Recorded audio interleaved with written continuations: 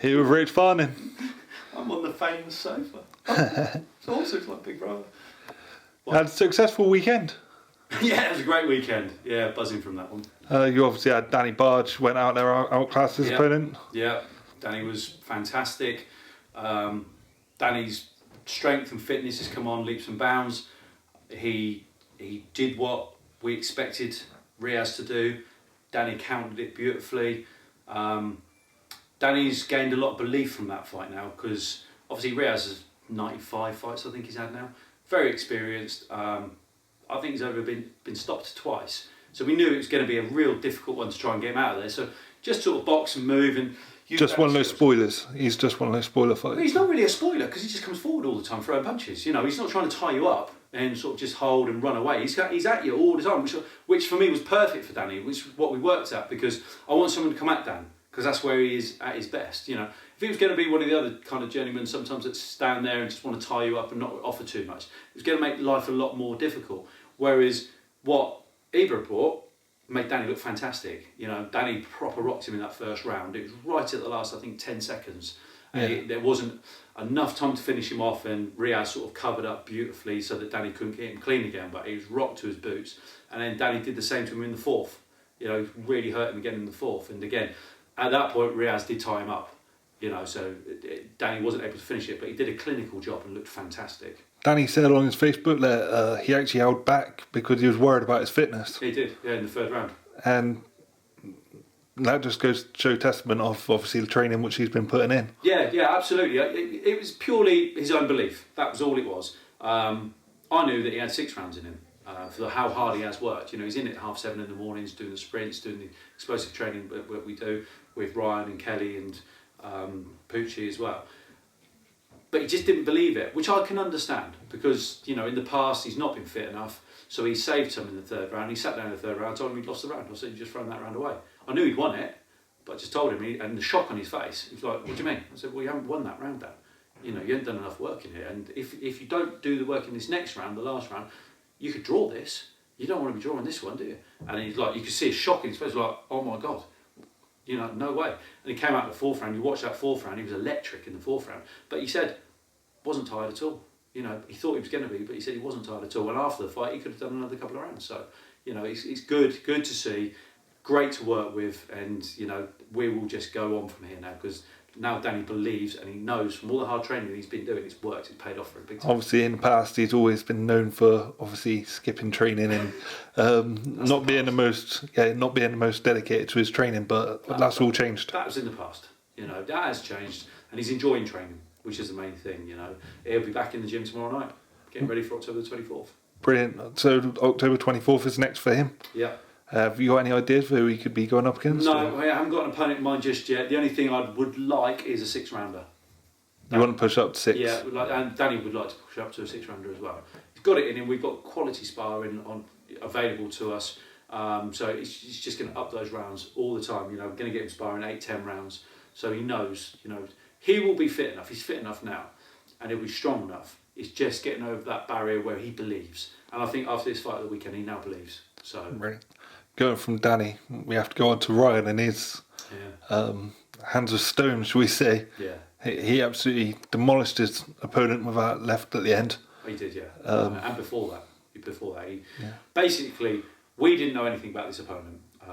It was a last-minute opponent, because we had, I think it was 4, maybe 5, had pulled out on us for various reasons, and it was a bit of a nightmare. So we got hold of this opponent late last week.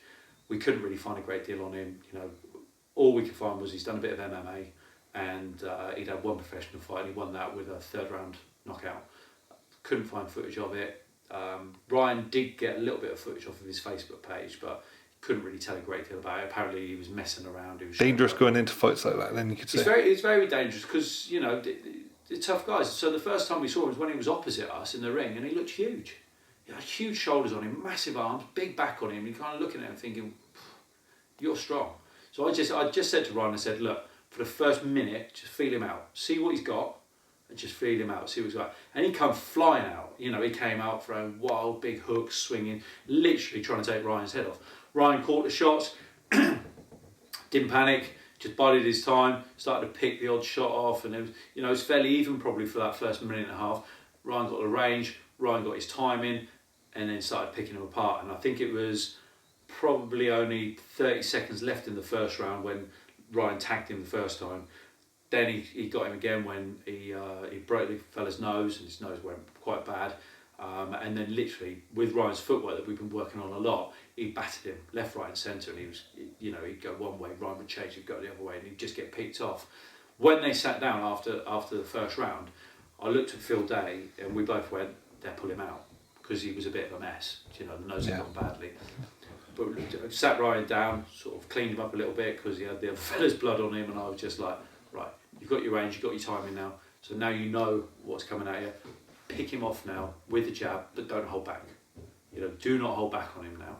And so Ryan went out, and the last thing I think I said to Ryan when he went out, because he said it during the round, was angles. Just use your angles.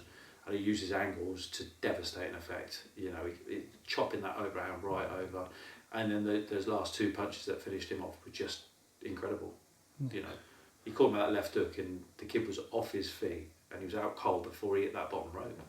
He was caught off balance and everything. It was just... Oh yeah, because Ryan was knocking him off balance. Everything that Ryan hit him with, and he's a big, strong guy, this kid. Big, physically strong guy.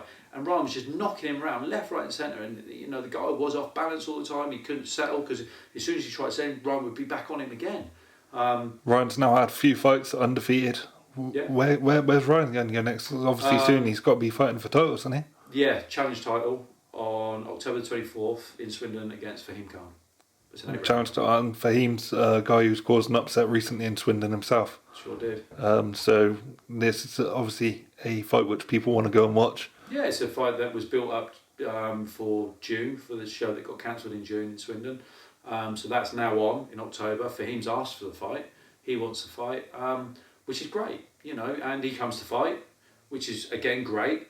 And it's for a title. It's an 8-rounder, so it's fantastic. I've got to ask, have you got any predictions for how it's going to end? Yeah, Ryan will stop him. Ryan will stop him? Yeah, Faheem stopped Garvey.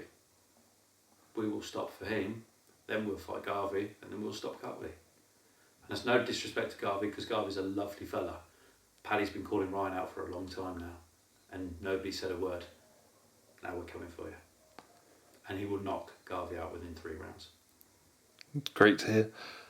That's no question. I think I'll finish it there. I was going to have some more, but I think I'll finish it there. That was I'm not boasting. Like I say, Garvey's a very good boxer, and he's a lovely fella. And I like Paddy. Paddy's a great trainer, but in boxing there are levels. Do you know what I mean? I can't go and play football and be any good against a David Beckham of this world. No chance. That's it. Ryan is at that level. He is something special, and we'll take the fight. We'll take the fight tomorrow. But Paddy's called Ryan out numerous of times now in the press and everything else, saying great fight, him and Garvey. Yeah, great. Let's get it on. And I think we would like to get it on for the early part of next year.